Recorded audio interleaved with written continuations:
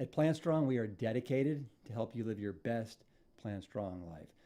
Now, I want to take a few minutes and go over all of the tools and the resources that we have available at your fingertips. Firstly, we have an amazing support community. You belong here. It's so important to have community to help you be successful, and it's absolutely free. Join thousands of other people that are part of our community.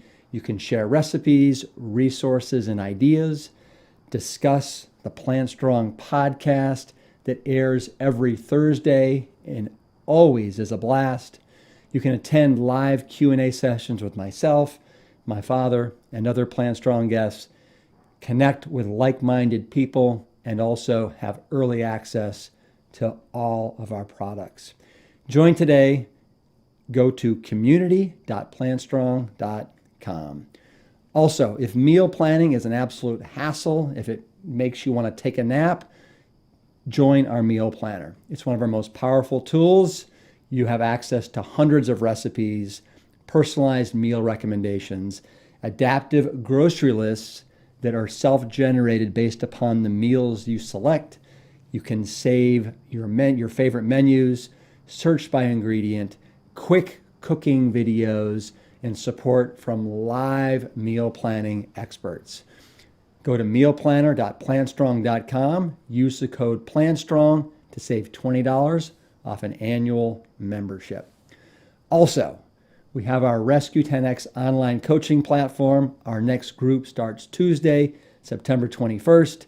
This is 10 weeks of mindset mastery and group coaching where you're going to have access to live weekly group video calls, weekly videos from myself, at-home activities, weekly goal setting and accountability that is so important, habit building to sustain the Plant Strong lifestyle.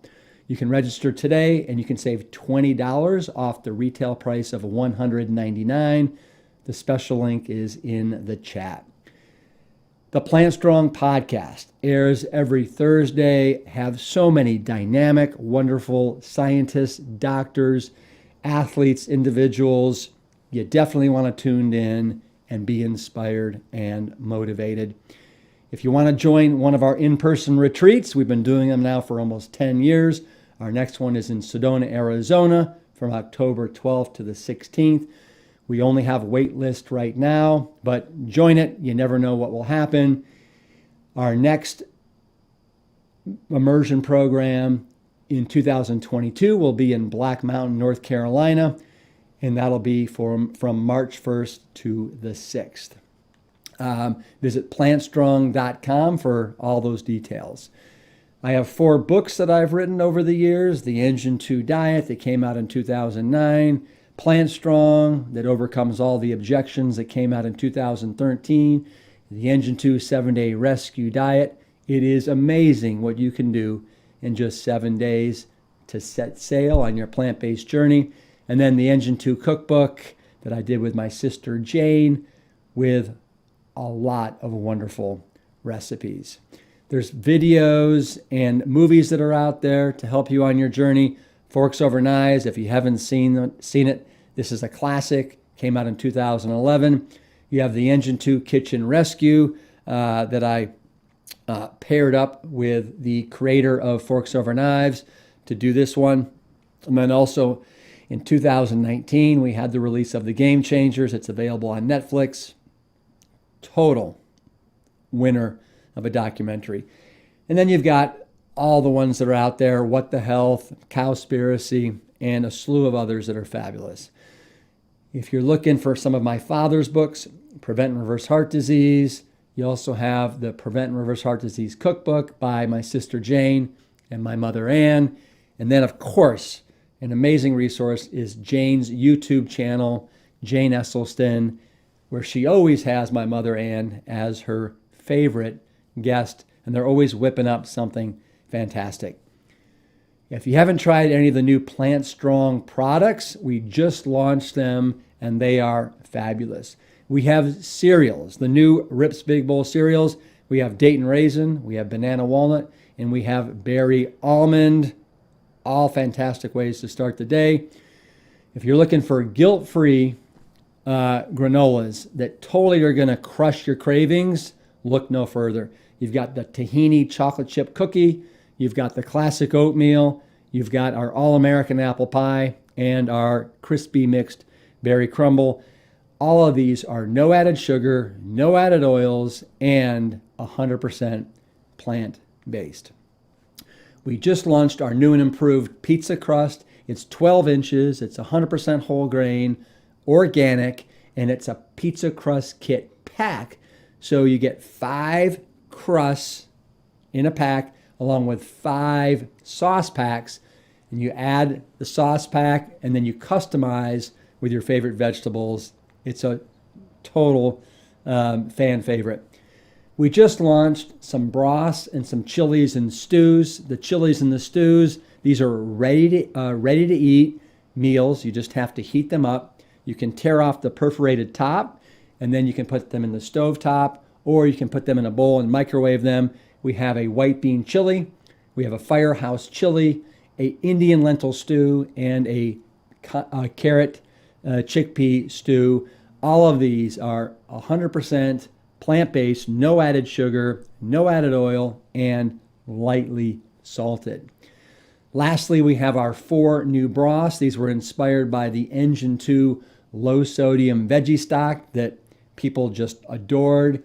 So we have our veggie broth, we have our mushroom broth, shiitake mushroom broth, we have our Spanish-style sofrito broth, and our sweet corn broth. All of these are organic. They're all unsalted, oil-free, no added sugars, and use these to totally elevate and to enhance all of your cooking.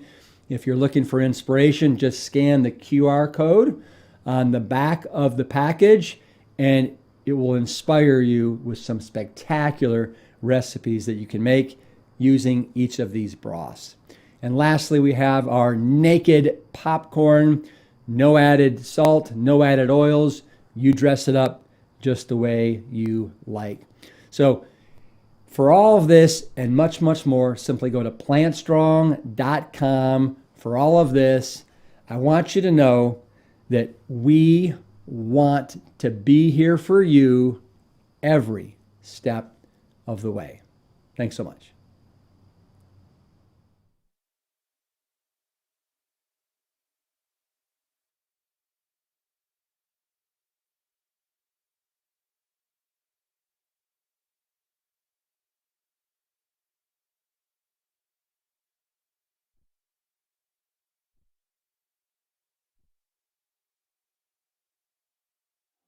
Hello, my kale brothers and sisters, and I want to welcome you to day 3 of Plant Stock 2021. Today is September 10th, and this is our 10th anniversary of hosting Plant Stocks, and I want to thank you for being part of this 5-day event. All right, we have a doozy in store for you today, an all-star lineup of speakers. We're going to kick it off with Robert Cheeke and his talk called The Plant-Based Athlete. That'll be followed up with Ken Rubin, I should say Chef Ken Rubin, and his talk, A Case for Cooking. Then we have Leilani Munter with The Human Impact. That'll be followed up by JD and Chrissy Roth with Plant-Based Realities. Then we have the duo of Cyrus Kambata and Robbie Barbero and their lecture on mastering diabetes. Then we have lifestyle medicine physician Dr. Sarai Stanzik and her talk, From MS to Marathons, This Doctor's Story. Then we have the gastroenterologist who is absolutely on fire, Dr. Will Bolshewitz, and his new talk, never given it before, called Fiber Fueled for Weight Loss.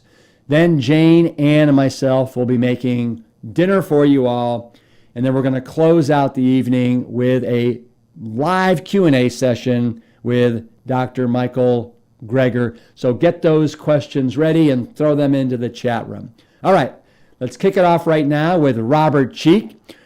I've known Robert for over 10 years. He is an absolute gem of a human being, and I am so happy because he just minted the book, The Plant-Based Athlete. It's become a New York Times bestseller, and he is so deserving of this. He is considered the godfather of vegan bodybuilding, and he is one of Veg News magazine's most influential vegan athletes.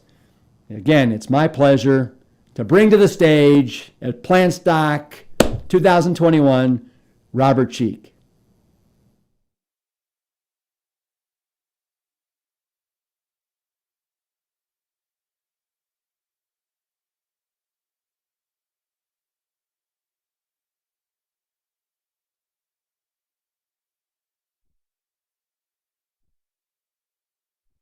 Thank you, Rip. It is so great to be here at Plant Stock, and what a journey it has been. I mean, 10th anniversary. I was there years ago in person in New York, and you were so gracious and invited me up on stage to share a bit of my story, and I'm always grateful for that experience. And I'm grateful for all of you who've tuned in. I mean, this is a coming of age. The plant-based diet has arrived.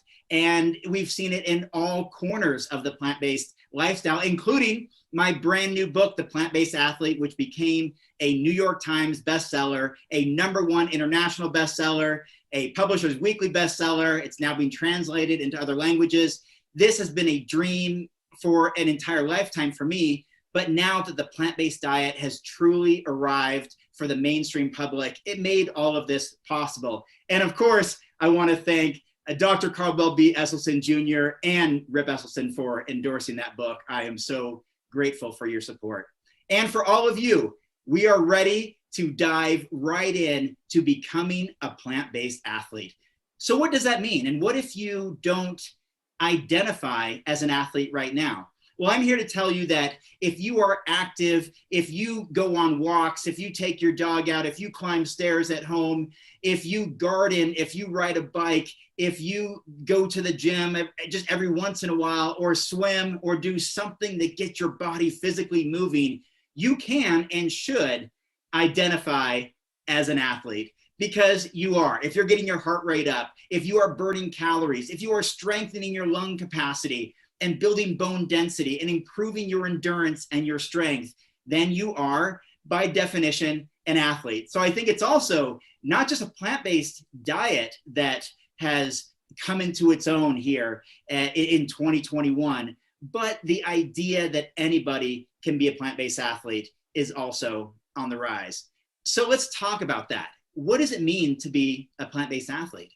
Well, as you might suspect, one of the absolute Achilles heels of our American diet culture is inflammation. Chronic inflammation induced by our dietary food choices, our lifestyle, and very often just our calorie intake of foods and beverages, what that does to our bodies as far as creating inflammation, which is what? It could be chronic soreness, it could be joint pain, it could be acute inflammation, it could be ongoing inflammation. It could be something that prevents us from wanting to exercise because of the soreness, the pain, the stiffness, the joint issues, the tendons, our muscles, our fatigue, those types of things. So how do we combat that? How do we combat inflammation? Well, we do it by avoiding the pro-inflammatory foods to begin with, and that is largely animal protein and processed foods. And we also want to increase our intake of anti-inflammatory foods. You know, the ones that often get talked about, the ginger and turmeric and beets and leafy greens and antioxidant-rich fruits and vegetables, all those different types of foods. Those are the types of things we want to consume.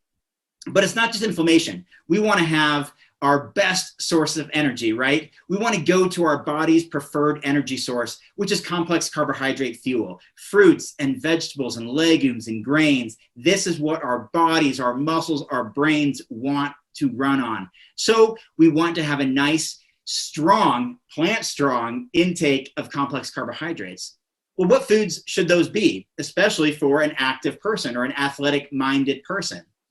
Well, I'm here to tell you that one of the key areas of focus absolutely can be the foods that provide the greatest nutritional return on investment. What does that mean? Well, Dr. Joel Fuhrman has the ANDI score, the Aggregate Nutrient Density Index, essentially the nutrients per calorie, the foods that have the most nutrition per calorie. And if you look at the ANDI score, again, as you might suspect, this is often written on Rip's shirt, if we can get a kale, yeah, kale is at the top of the list, as well as other leafy greens, collard greens, watercress, Swiss chard, you name it. Arugula is probably very high up there. Spinach is a little bit lower, but it's still very high on the list. Leafy green vegetables are the highest, the most nutrients per calorie. And the reason for that, and we'll go down the list in a moment, the reason for that is because they're very low in calorie density, but very high in nutrient density. And that is the ratio that we are looking for as an athlete. How much nutrition can I get from this? What's going to be the best for pre-workout? Post-workout to replenish electrolytes, complex carbohydrates that were burned up through glycogen as fuel, and amino acids, the building blocks of protein to repair damaged muscle tissue and help grow and rebuild our structure and our tissues and our bodies after workout so we can adapt and improve. So leafy greens happen to do the best job. And they have nitric oxide, which I know Rip loves to talk about. This is a vasodilator, so we can get better blood flow, better cell nutrition, better circulation, just better overall nourishment as blood carries all these nutrients all throughout the body as it circulates all the time. Nitric oxide is found in copious amounts in leafy green vegetables, and so it behooves us to eat as many of those as possible. But the catch is they're not very calorie dense. You're not going to, especially as an athlete or an active person, reach your calorie intake needs on leafy greens alone. So you go into other vegetables, cruciferous vegetables, broccoli and cauliflower and the like are also very high on the ANDI score list. Again, the Aggregate Nutrient Density Index, the most nutrients per calorie. And those have about 200 calories per pound compared to the 100 calories per pound or less for leafy greens. So double the calorie density with still very high nutrient return on investment.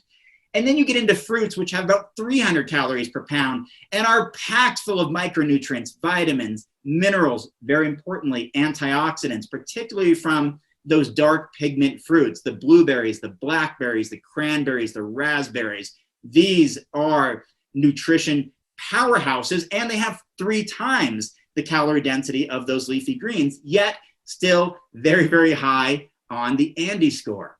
And then you get into our good friends, the legumes, the beans, the lentils. These are the powerhouses, often the foundation of so many of our diets because of their calorie density, which have about 500 or so calories per pound. So now 5 times the calorie density of leafy greens, 2.5 times the calorie density of broccoli and asparagus and foods like that, and almost twice the calorie density of fruits, of strawberries and pineapple and mango and bananas that are pretty hearty and filling heavy fruits.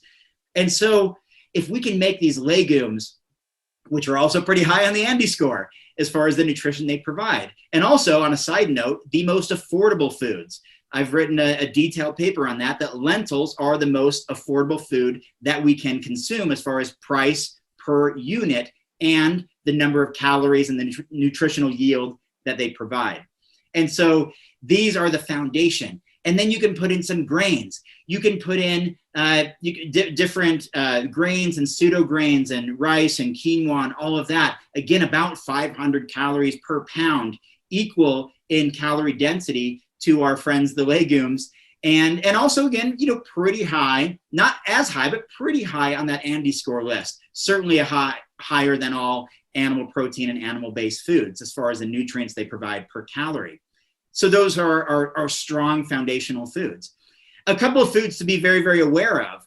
You get into animal protein about 1,000 calories or more per pound. And so you can easily understand how those who consume excess amounts of animal protein or animal byproducts can consume a lot of excess calories too, often far more than they expend, and then carry excess body weight, which doesn't help us in most athletics and certainly in our overall health and longevity. So be aware that animal protein tends to be well over 1,000 calories per pound, but then you get into processed animal foods and junk foods. And you're actually looking at closer to 2,300, 2,500 calories per pound. Now, I mean, this is 25 times the calorie density of leafy greens. Is this going to benefit us if we're trying to burn fat or have a nice strength to weight ratio or lean muscle mass as an endurance athlete? Probably not. It's not super, super helpful. And there's baggage that comes with it. Dietary cholesterol, often saturated fat, artery clogging material that create plaque and damage endothelial cells, limit blood flow. Does that help us as an athlete? No. It has pro-inflammatory foods. Does that help us with our athletic recovery so we can train better and harder the next day? No, it doesn't.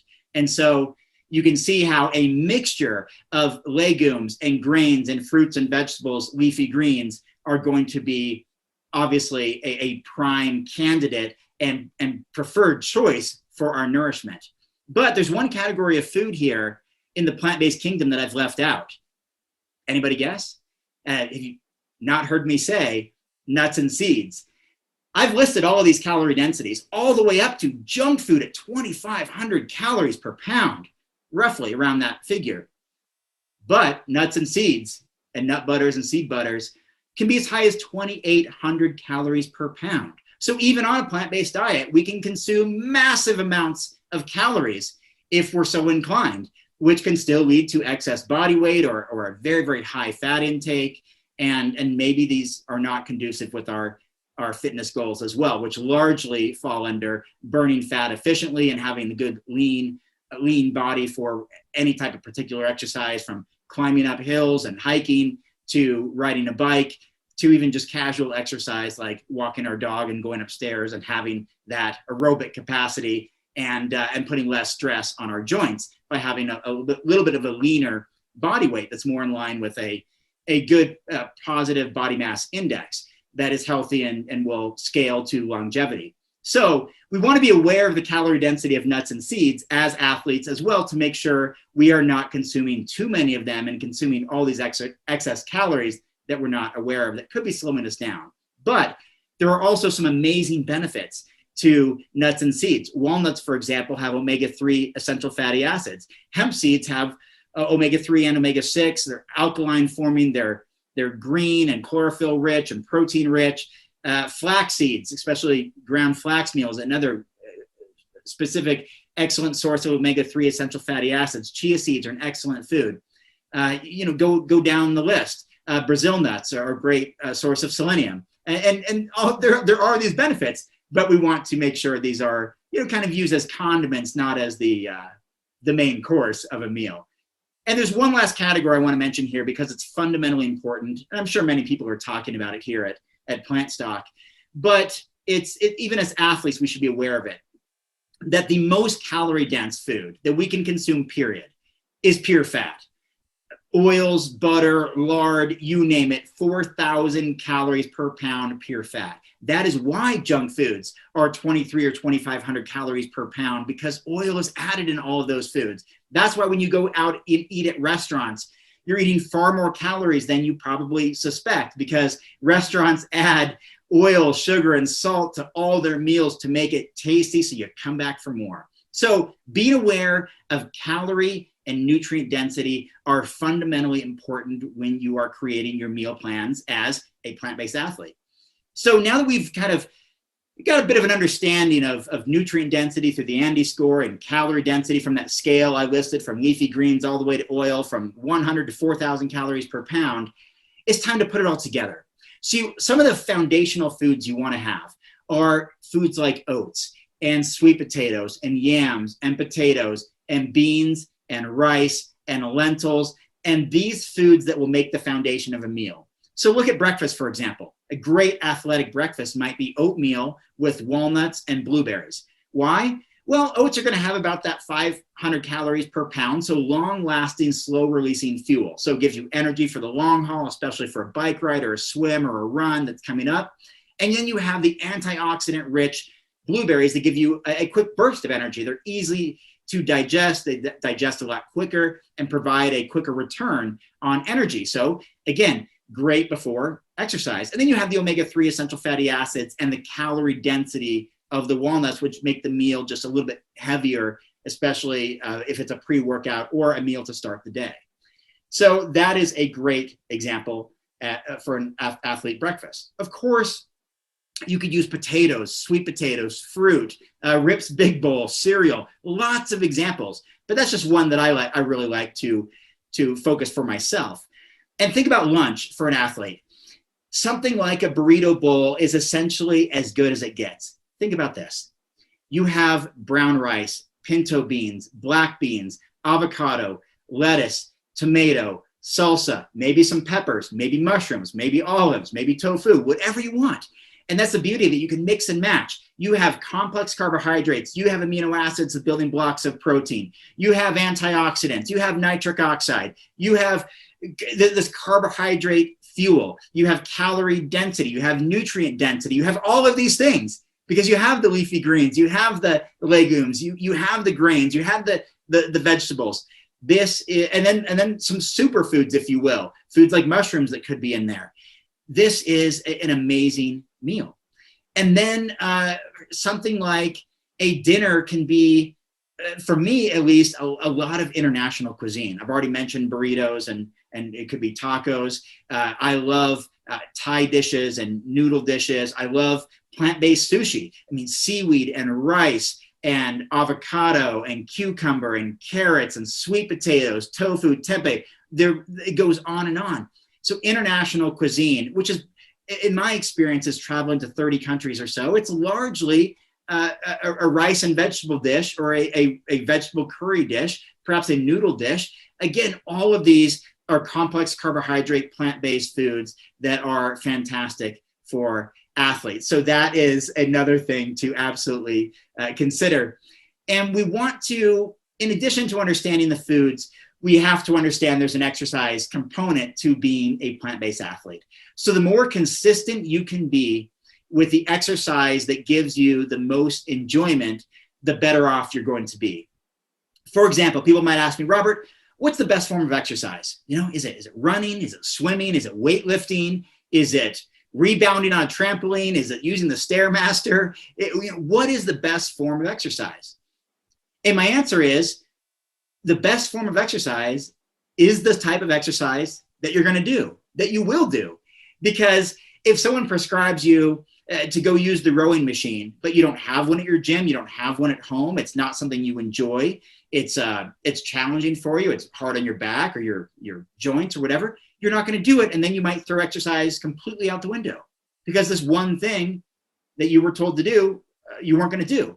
Or if your idea of exercise is going to the gym where you're uncomfortable, there's all these people there who know what they're doing and you don't know how to use the machines, you don't know how to use the weights, and that makes you uncomfortable, that you're not in a situation or an environment where you're going to thrive.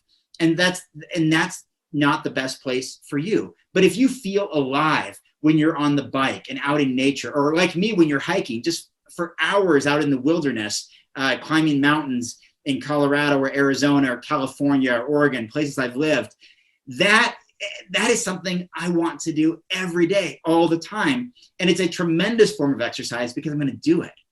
And so they could be dancing. It could be dance. It could be skiing. It could be water sports. It could be winter sports. Whatever you actually will do is the best type of exercise for you. And then you've got to be consistent. Why is it that January 17th is the most common day that people give up on the New Year's resolutions? Well, there's a few factors, including setting unrealistic goals and having unrealistic expectations and not having the right kind of work ethic.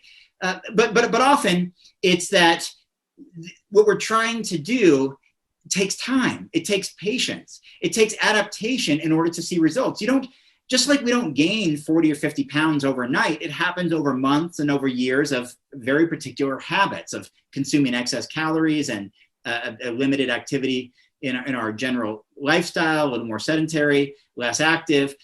This just happens over time. It accumulates just over and over and over. Every day it adds and adds and adds to it. It compounds.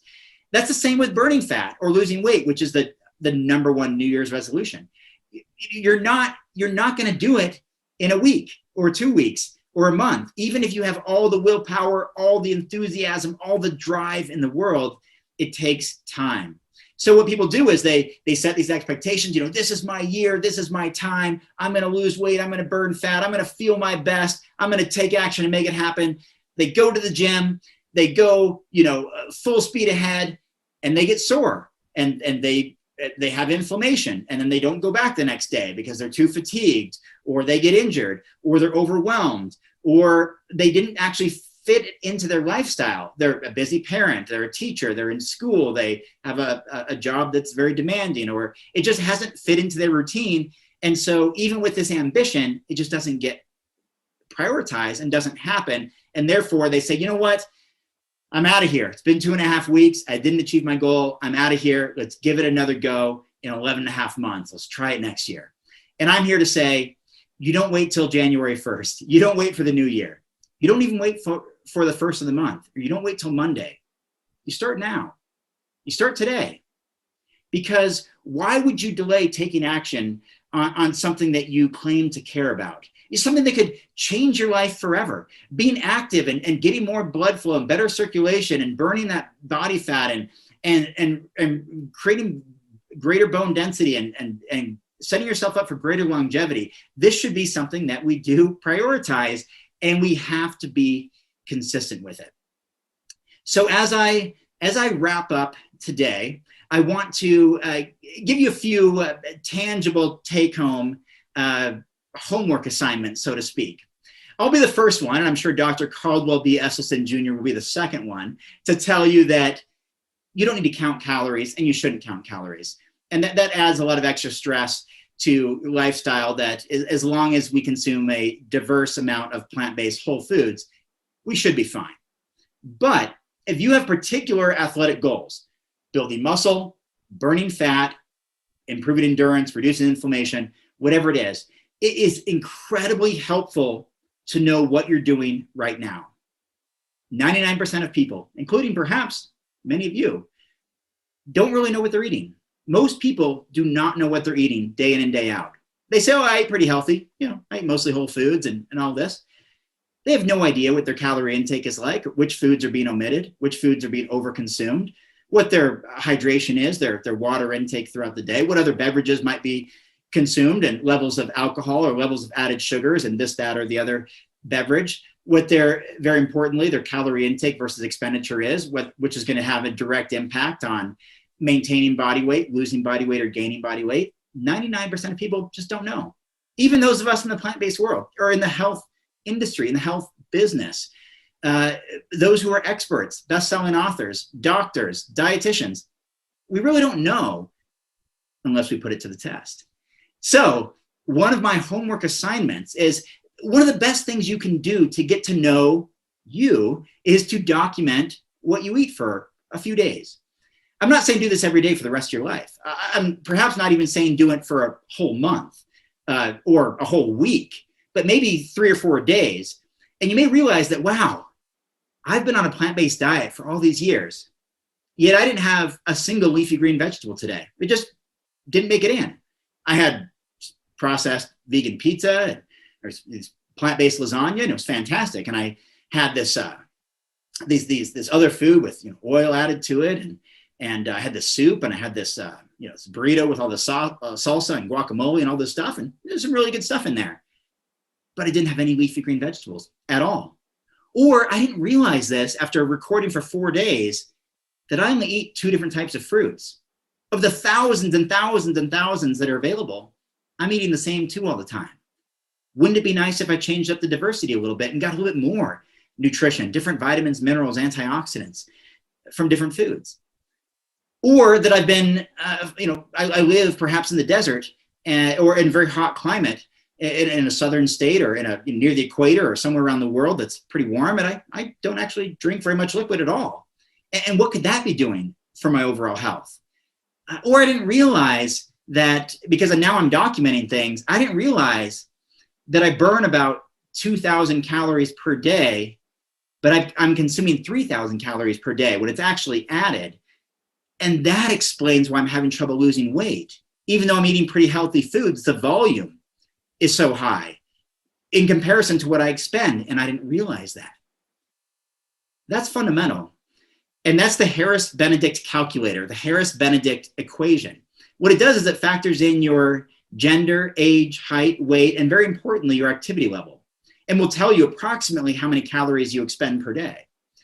And by having that information, you can create a nutrition program and use Chronometer or MyFitnessPal to document it for a few days and just compare your calorie intake to expenditure ratio.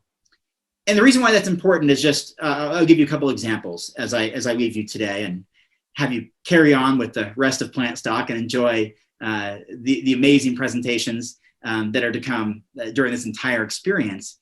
Is that from my own experience, I was a plant-based runner. I became plant-based more than a quarter century ago, back in 1995, weighing 120 pounds, and I wanted to get bigger and stronger. And I had all the enthusiasm in the world. And I was training, I was eating, I was doing all this stuff, lifting weights, motivated, and I didn't gain a single pound. Over the course of a whole year, I didn't gain a single pound. And that was my goal. I mean, I wanted to build muscle. It didn't work for me. Once I started documenting things, I realized, wait a minute, Robert, you're under consuming every single day. You're in a calorie deficit. You're in a fat burning zone, yet you're expecting to build muscle. It doesn't work that way. When I figured that out, I just simply changed my calorie intake and changed my calorie expenditure. I exercised a little bit less and I ate a little bit more.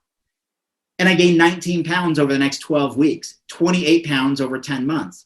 Later became a bodybuilder and then a champion bodybuilder, a champion vegan bodybuilder that allowed me to write 5 books on the subject and changed my life forever. And now I'm talking to you at Plant Stock and I've been on a speaking tour for 15 years, all because I understood that one aspect. And that's the exact same thing when it comes to losing weight. Identifying what we're actually consuming versus our expenditure and putting the two together and making that connection. Oh, that's why it's not working for me. And that could be the most powerful thing that you can learn from this presentation today, that you have this incredibly empowering word, which is control. And now it does take a couple days of documentation and some awareness. But once you get that out of the way, as Dr. Esselstyn will tell you, it becomes second nature, it becomes habit. I don't count calories anymore. I stay about the same weight all the time, and I build muscle when I want to, and I burn fat when I want to by just making some tweaks and some adjustments. And I've been doing it for years. And it's defined my entire professional career because I took the time early on to identify what my habits were. I changed those habits and I set myself up for success, which is exactly what I hope for you. So I want to thank you for joining me on this journey to becoming a plant-based athlete. And I want to leave you with a quote that I often leave in my presentations that I've been giving around the world for the last decade and a half. It's a quote from H. Jackson Brown Jr., often incorrectly attributed to Mark Twain, but it's in H. Jackson Brown Jr.'s book, P.S. I Love You, where he said, 20 years from now, you will be more disappointed by the things you didn't do than by the things that you did do. And whether it's 20 years from now or 2 years from now, what he's saying is you don't want to be asking what might have been. Like, man, I went to Plant Stock. I learned some life-changing, life-saving information from amazing speakers. Stuff that can really change the world for me and those around me, but I didn't do anything about it. I never put it into action. And now here's my state, or here's my condition, or here's whatever, because I didn't do it.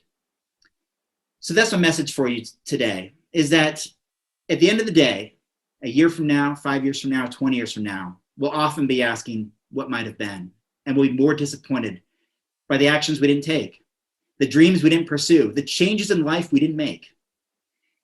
And I'll tell you, I've been so inspired by the Esselstyn family, by Plant Strong, by Plant Stock, that I've gone out of my way to be part of that community, part of this community. I've traveled to New York to be there in person. I'm here today with you, talking live, happy to be here, wearing my collared green shirt. And my hope for you is that you will follow your passion and make it happen as well. And I wish you all the very best in plant-based health and fitness. And thank you for listening to Becoming a Plant-Based Athlete. I wish you a wonderful Plant Stock. I want to thank Rip and the entire Esselstyn family for having me. And I wish all of you a wonderful rest of your plant-based journey.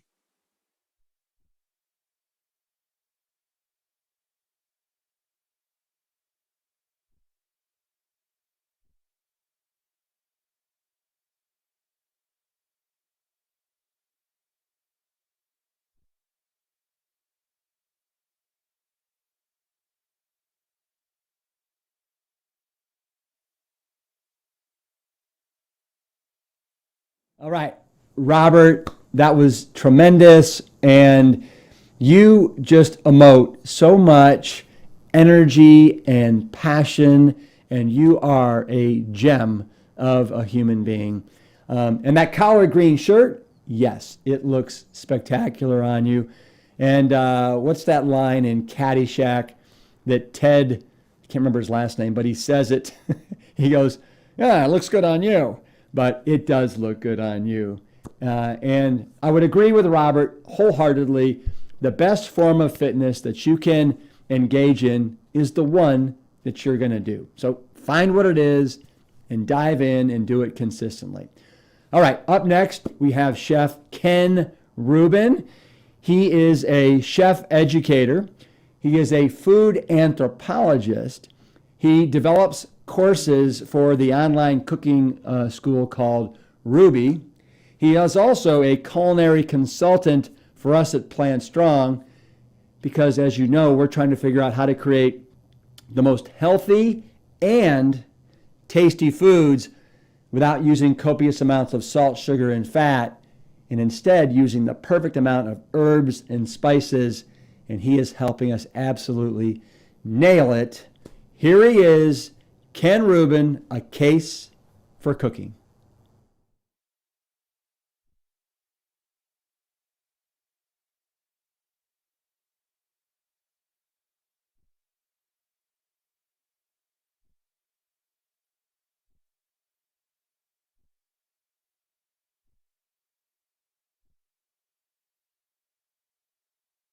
Thank you so much, Rick. It's really nice to be here today and really excited to have this conversation today around what I'm calling a case for cooking. This is just a little bit of a quick synopsis of some of the things I like to think about and share when it comes to really explaining to people why I am so interested in this subject of cooking. But first, let me start with a quick introduction. My name is Ken Rubin. I'm a chef, anthropologist, food educator.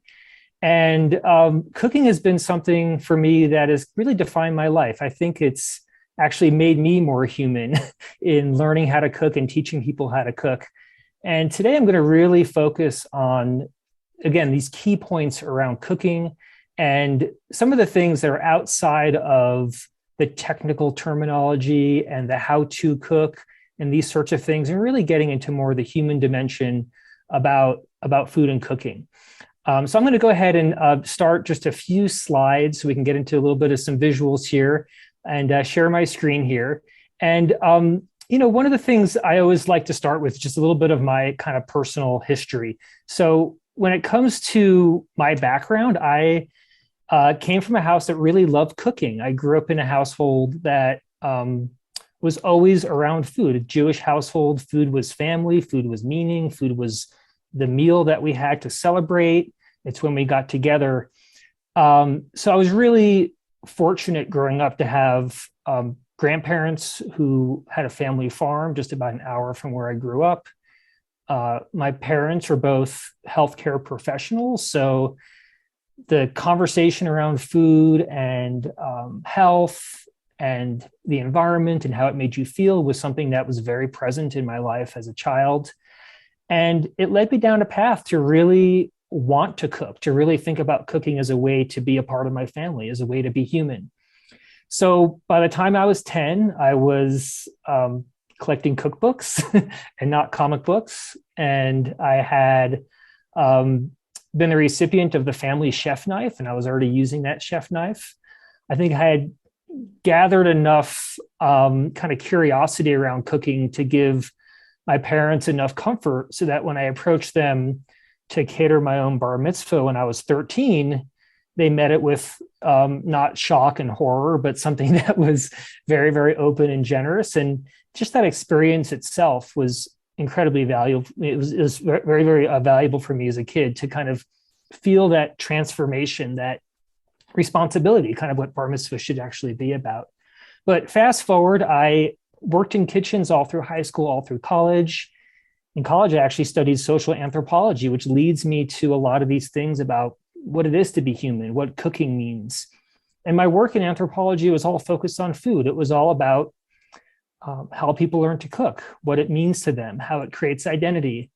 And you can see here in some of these pictures, my life in food is had been very much defined by people, by being around people, cooking with people, cooking for others, either in a professional context or more of a giving back or volunteer type context.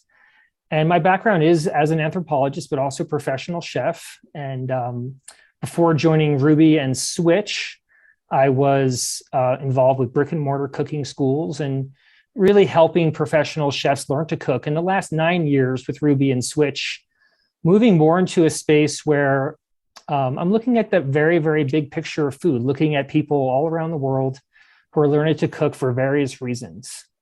Sometimes people come to us to learn to cook for health reasons. Sometimes it's more professional. Sometimes it's to create connection.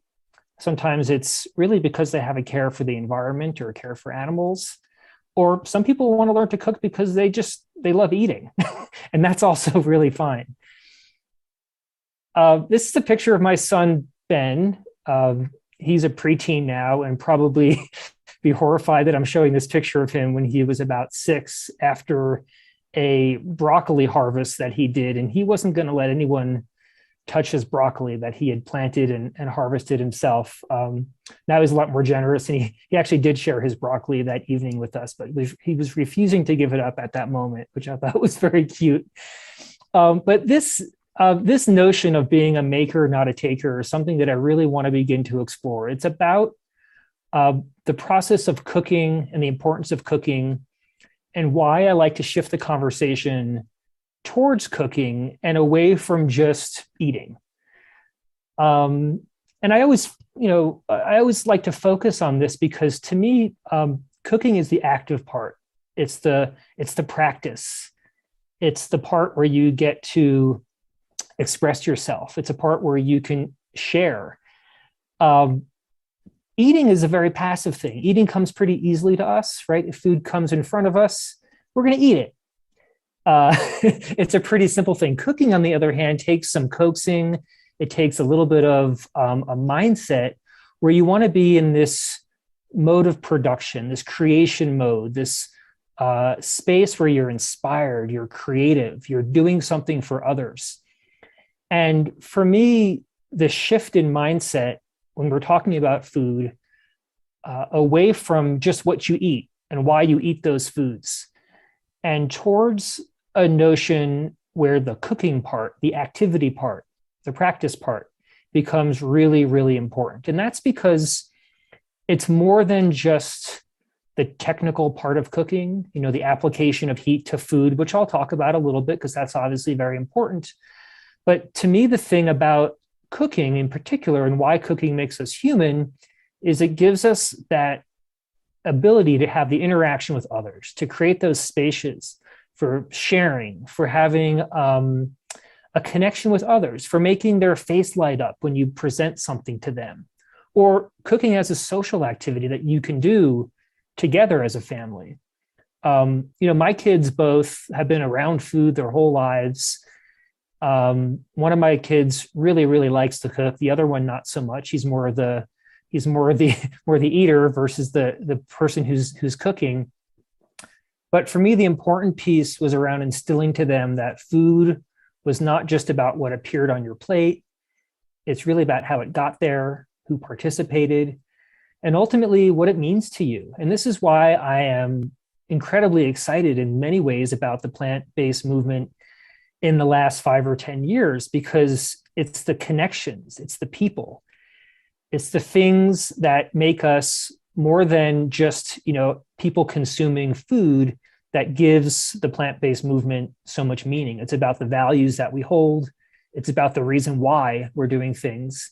And ultimately, it's about making the world a better place. And that's a very, very human thing. And I'm always excited to kind of share that perspective because in my opinion, so many people think about the perspective of eating first and foremost.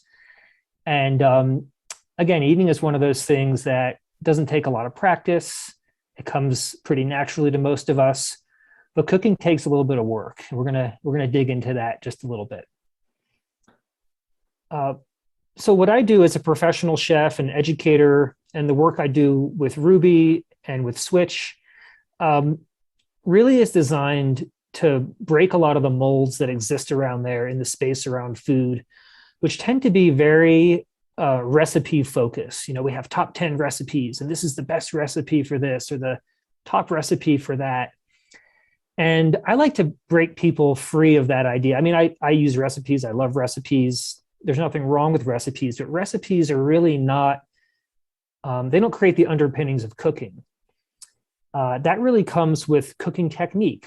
And by technique, I mean the way you apply heat or other transformation to food. It could be fermentation, dehydration, processing in other ways, blending, and so on.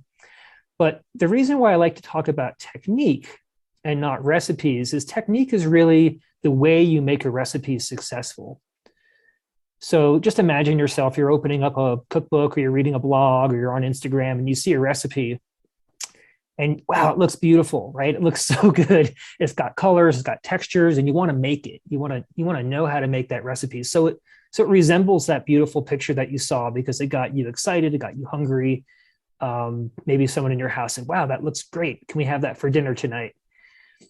What I'll say is no matter how good that recipe is, if you don't have an understanding of technique, if you can't apply the right amount of heat during the right step in the process, the recipe won't turn out well. So let me explain. When you're reading a recipe, it's throwing out all these words, right? It says steam, saute, braise, roast. It might say sear. It might say emulsify. All these things we have in our mind, maybe a little bit of what that means, but knowing the ways to actually perform those techniques so you can really make the most of your ingredients is the way you make recipes really work and really taste good. So I like to start with a technique first approach when I'm teaching cooking, because it really allows people to really cook whatever recipe they want. That's ultimately my goal. I want people to cook their family's favorite heirloom recipe, but maybe make it a little bit healthier. Or they want to cook out of their favorite blog or cookbook, but actually make it taste good versus just giving it a good shot. It really comes down to technique. And the way you learn technique is just through practice. It's trial and error. It's when you're learning how to saute without oil, it's heating up that pan and getting it hot and then putting the onions in and listening and then learning as you go so you can get better each time and not frustrated with the process. Part of the other reason I really love technique is that techniques for many people tend to be pretty universal. So regardless of the types of cuisines that you like to prepare, by and large, they're using very, very similar techniques. They're applying hot, dry heat, like roasting, grilling, or moist heat, like steaming. Heat could be high or low. I mean, you can have all these different variations, but ultimately it comes down to the technique that you're applying. And the food and the flavor and the textures and the colors and your success in getting that recipe to that point where it looks like the picture typically comes down to proper execution of technique.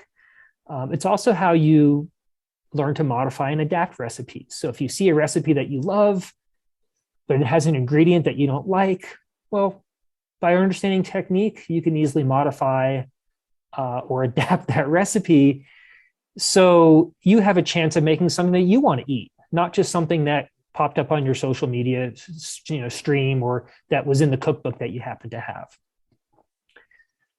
Another reason why I'm making a case for cooking, and this goes back to very human things, is this is really all about sharing. Whether it's me sharing information about how to make you more efficient in the kitchen, or to give you some tips about shopping, or actually sharing food with you and sitting down and enjoying food. This is absolutely one of the most human things that we can do. I've said in previous talks that, humans cook and animals just eat. We have the ability through sharing to use food as a really potent way to learn from each other, to connect with each other, to understand where we're coming from, to maybe break down some barriers. It's a way to show love. It's a way to show attention. And one of the things about sharing food is that I've learned over my years of teaching people how to cook that many people are motivated around cooking, not for themselves, not because they want to do it just for themselves, just because they want to learn how to cook better. But many people are motivated because of others. It's because of their family. They're learning to cook because they feel this sense of commitment towards other people.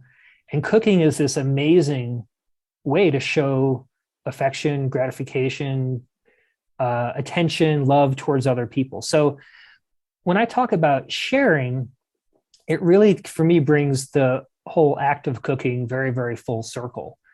And looking at that entire process that people go through of sharing food, eating together, and even better yet, cooking together. This is really one of the most important things I think people can do together. It brings families closer together. This is not about becoming professional cooks or professional chefs or doing everything perfectly. It's about getting everyone involved. It's about giving a task so someone can clean the green beans, someone can fill a pot full of water, someone can measure out some spices, someone can help with some washing or some dishes. And it gets you standing and moving and active and talking. And at the end, you have something to show for it. You have this meal, you have this dish, you have a snack, you have something that you did together. There's not a lot of other human activities where you can really co-create and then you can eat together. And then, regardless of the outcome, you might love it. You might say, hey, this was really good, but like too much garlic or too spicy. And that's great. That's part of the learning experience. There should be no expectation that when you're sharing food, that everyone's going to love it all, or it's going to be the favorite for every person.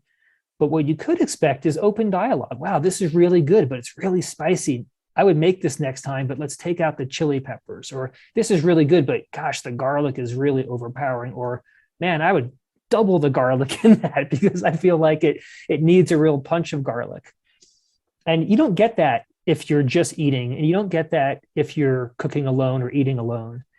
And you can see by these faces, these are actual students in Ruby and Switch courses and programs. You can just see the sense of gratification, how happy they are, how much fun they're having. It's a very, very lovely thing to see. And I think it comes down to this idea of social and sharing and being a part. One thing I'll say is that for a lot of people who are learning to cook, they quickly realize that it's really easy to cook a large volume of food. So in many cases, I'll coach people to share just as a matter of practicality, because you can't possibly eat or freeze or store or, compost all that food. So the best thing to do is to feed it to someone who you love, someone you work with, a neighbor, and bring them into the fold.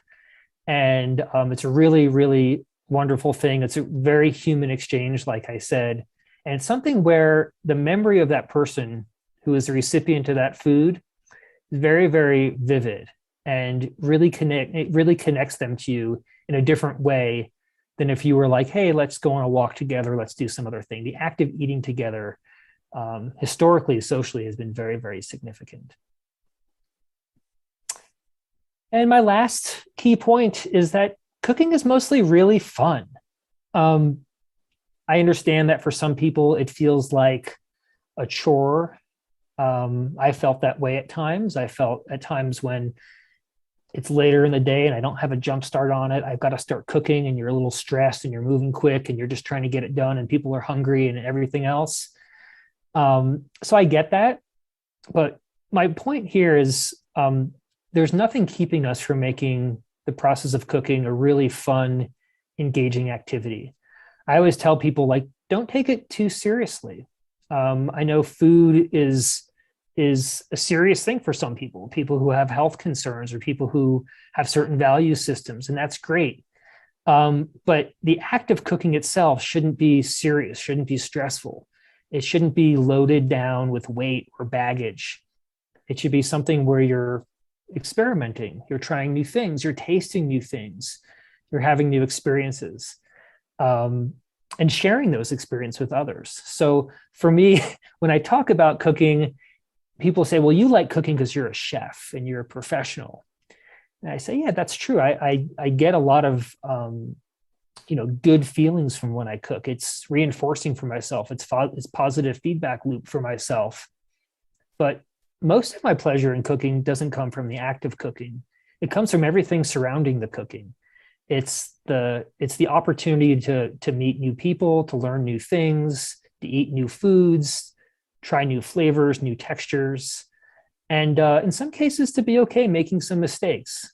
I think it's a misnomer that people who are good at cooking always cook perfectly. I make mistakes all the time in the kitchen. I forget to set the timer. I'm moving too fast. I get two ideas kind of mixed up, and I go halfway on each instead of one way on the other, and it turns out not to be great. And that's fine. I'll admit those things. It's all, even for a person like me who does this professionally, a learning opportunity and a way to express and have fun, get some feedback, share a little bit. And, the good thing is that no matter what you make, you can love it, you can hate it, you're going to be hungry in just a few hours. So the opportunity to redeem yourself will come pretty quickly. And I've always told, people who are learning how to cook, just give it a shot. You might find that the thing you love about cooking is the prep or the shopping or, part of the process where you're applying heat to food. And other people might love, just the social interaction and the cooking. You can see here is a photo with one of my other sons, and he really, really likes to cook. And I asked him to do some grilling. He's grilling some yellow squash here. So he, of course, grabbed the largest chef knife he could find and is cutting some planks there. But it's one of the ways I've encouraged people, not just my family, but other people, to have fun in the kitchen, is by just being a little bit more light about it, not having strict rules, and really knowing that no matter what, it's that process that really matters. You can also see here some pictures of some food that people were sharing within our Switch platform, which is one of our new softwares that we've just developed. And people love to tell others about what they did, what worked, what didn't work. And that inspires others to kind of jump in and ask questions. So cooking is fun. Let's make it something where we don't have to stress so much about it. And realize that this is a very human activity where you should be getting people involved, laughing a little bit, and just overall enjoying yourself. And with that, I just wanted to do a quick wrap up. These are some pictures that I took. People often say, hey, Ken, what do you eat? What are some foods that you like to cook? What does dinner look like at your house? So I just thought I'd share two images of what, some of the foods that I've cooked in the last year.